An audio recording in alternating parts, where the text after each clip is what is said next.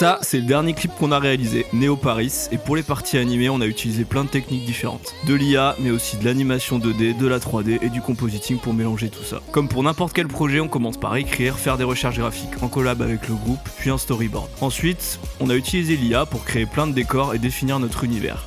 Un Paris futuriste dans un style animé japonais. Puis on a créé notre personnage. Une fois le perso validé, on a sorti le max d'angles de vue et de positions différentes pour pouvoir matcher à nos actions en utilisant parfois des photos de nous pour guider l'IA. On a ensuite modifié les images générées par IA pour qu'elles correspondent exactement aux angles de vue qu'on avait définis dans notre storyboard. Une fois nos images clés réalisées, on a utilisé l'IA pour animer le personnage. Et là, ça se complique. Parfois, le résultat marche bien et on n'a plus qu'à assembler les éléments, mettre quelques effets et ça fonctionne. Mais d'autres fois, on n'arrive pas à un résultat parfait. Alors il faut redessiner certaines images nous-mêmes. Mais pour beaucoup d'actions, ça ne marche tout simplement pas. L'IA fait n'importe quoi. Donc faut trouver une autre solution. On a donc créé une version 3D de notre personnage en partant d'images fixes qui nous a permis d'animer nous-mêmes les phases d'action. On a également utilisé cette technique pour animer certains objets dans les séquences d'action. Sur certaines séquences, la seule façon d'obtenir le bon rendu, c'était de partir de zéro et de tout dessiner nous-mêmes. Pour ensuite combiner ça à d'autres techniques et avoir exactement ce qu'on avait en tête. Et voilà, si vous voulez voir le résultat, vous pouvez regarder notre clip Neo Paris pour le groupe Rise of the North Star, pour lequel on a réalisé les parties animées, mais aussi les prises de vue réelles.